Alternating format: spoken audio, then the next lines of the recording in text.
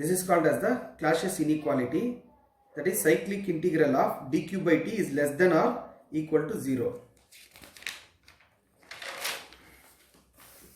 We get the following conclusions from the Clausius inequality.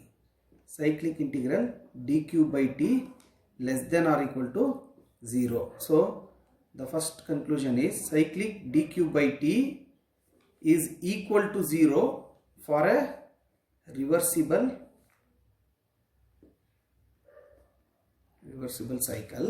So this is also the Clausius theorem. The second case is cyclic dq by t is less than 0 for irreversible cycle. Since the cycle we have taken is a irreversible one, so we end up cyclic dq by t is less than 0. The third possibility, that is cyclic dq by t greater than 0, is impossible. This is a very important conclusion, that is cyclic integral of dq by t greater than 0 is impossible. So if you take the Clausius inequality, here dq by t is less than or equal to, that is ds. So for a irreversible path, the dq by t is not equal to the entropy. See, one clarification, entropy is given by dq by t for a reversible path. Since dq by t we have considered as a maybe reversible or irreversible, therefore this is not equal to entropy. This is less than entropy. So this will be clarified in the next expression, that is, it is also called principle of increase of entropy, or it is also known as the entropy change for irreversible process. See, this is the same as Clausius inequality. Okay, we have considered a path AB either reversible or irreversible. So we got these conclusions. So we are going to further, suppose, take the irreversible path. That is, suppose 1 to 2, the path is irreversible. Maybe you can show by a dotted line also. So 1 to 2 is a irreversible path. So we already said that dq by t, if it is for a irreversible path, it is not a entropy. Then how to find the entropy change of a irreversible process? So whenever we are asked to find the entropy change for irreversible process, so we connect these two points by a reversible path. This is very important. We connect the two points by a reversible path. Then we can define entropy for that is a reversible path. So consider irreversible process. Suppose say 1I2. Okay, it is joined by a reversible path, that is 2 or 1. Now this cycle will become an irreversible cycle. The cycle is irreversible. Since there is one irreversible path, the entire cycle also will be irreversible. So we can apply the same thing, that is a Clausius inequality. So what is Clausius inequality? Cyclic delta q by t is less than or equal to 0. So splitting the above cyclic integral into sum of integrals. So we are going to get 1 to 2 through irreversible path delta q by t plus 2 to 1 through a reversible path delta q by t. That is 1 to 2 irreversible path, 2 to 1 is a reversible path equal to 0. Now I can define a reversible path dq by t is entropy. So this is 1 to 2 irreversible path delta q by t plus this I am going to write as a entropy.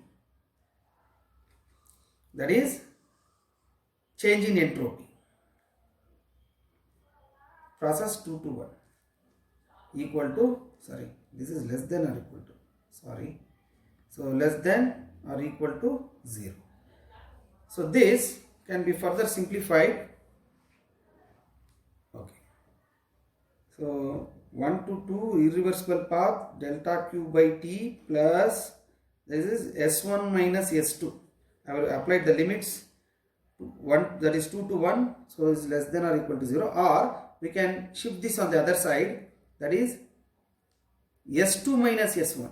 This is s2 minus s1 greater than or equal to 1 to 2 irreversible delta q by t.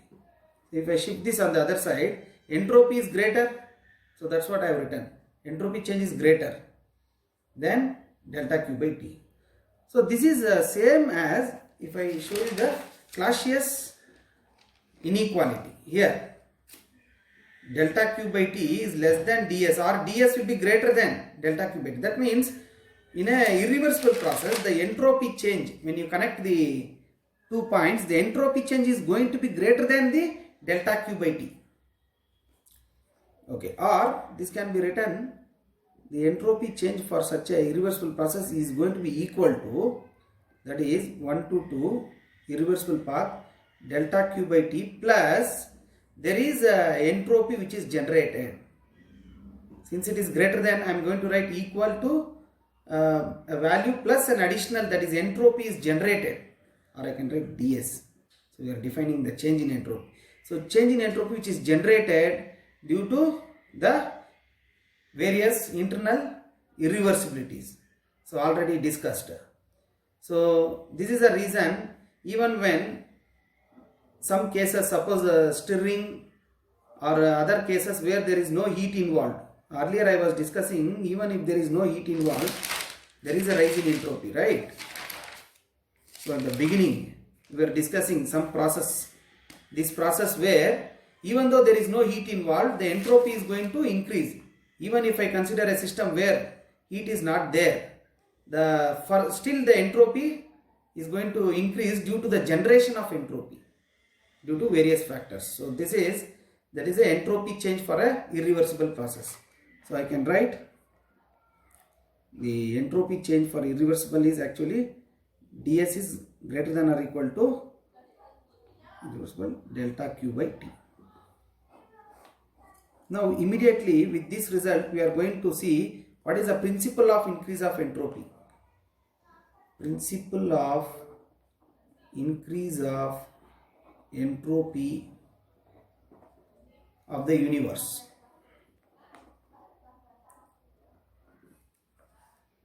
This is a very important thing, that is the principle of increase of entropy of the universe.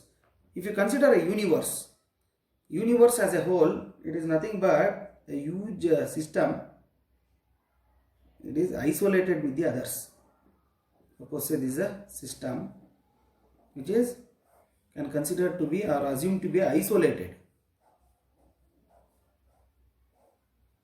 with the surroundings. So when it is isolated, what is the change in heat, change in work? There will be no interaction. Change in heat is 0, change in work is also 0. So I can write that is a isolated system does not undergo any energy interaction. Isolated system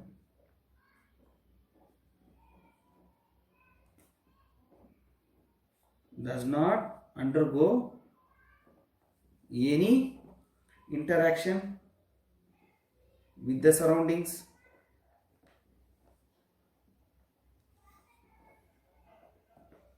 So we can write delta q is 0 and delta w is also equal to 0. Considering an irreversible process, considering entropy change for irreversible process, for I think irreversible process, can we write ds is greater than or equal to 1 to 2 irreversible path dq by t. Now we have defined the isolated system is one which does not interact with the surroundings. maybe inside the system there is some interaction. There are many subsystems, it may interact, but overall it does not involve any or will have any interaction with the surroundings. Therefore, we can take dq is 0 in this case. Even if you consider such a system, that is isolated system, dq is 0. So we are done with, that is a ds of universe. Okay, universe, because universe is considered as an isolated system, so it is greater than or equal to 0. So universe or isolated system is nothing but that is a system plus surroundings. So change in entropy of a system plus change in entropy of the surroundings is greater than or equal to 0. So this is the principle of increase of entropy of the universe. These two things, that is a entropy of universe can never decrease. So we can also write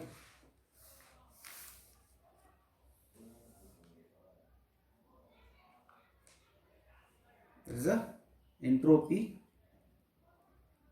of universe can never decrease. Okay, so this can be further explained if you take a, that is a entropy of an isolated system. Okay, entropy of isolated system or universe with some parameter x, maybe x is a process, so it proceeds, that is a entropy will continuously, the process will proceed such that entropy will always be increasing till it reaches one maximum. This is called entropy hill, till it reaches a maximum. This maximum point is denoted by, that is xe. It is nothing but a equilibrium state. Equilibrium state. So entropy of isolated system or universe, it's going to only increase. So this process is possible. The forward process is possible.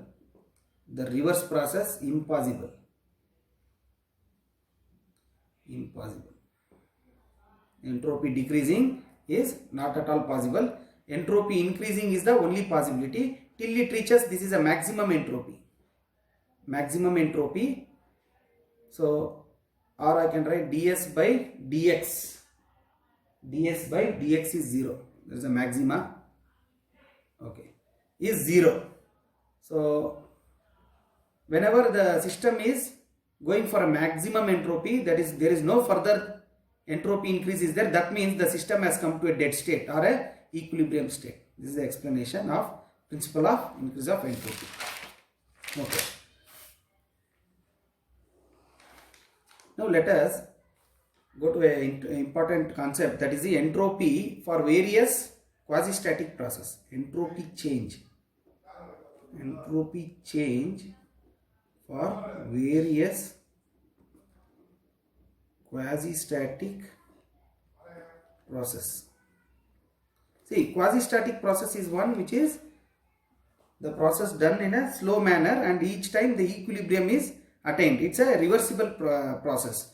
So the various quasi-static processes are, that is the isobaric, so isochoric,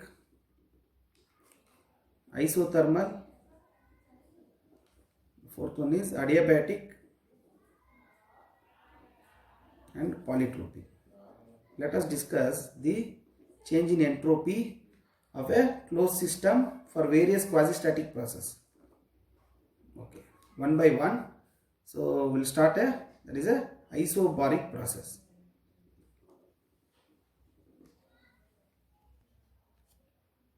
Okay, these are the entropy change for various quasi-static process: isobaric, isochoric, isothermal, adiabatic and polytropic process. First consider isobaric process, that is pressure is constant.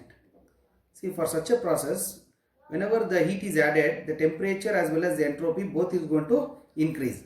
So according to first law, heat is mcp dt. So this is the expression we already got in the previous module. So dq is mcp dt. Now we are going to divide by T and integrate. if you divide by T and integrate, so we are going to get, since it is a reversible process, it is entropy change is equal to, that is MCP, that is ln of delta T or ln of T2 by T1.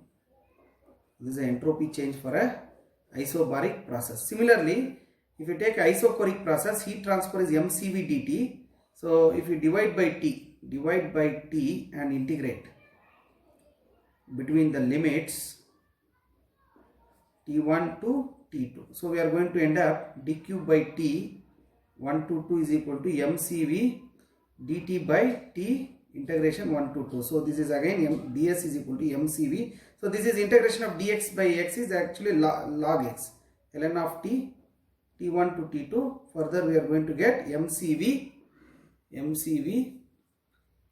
of T2 by T1.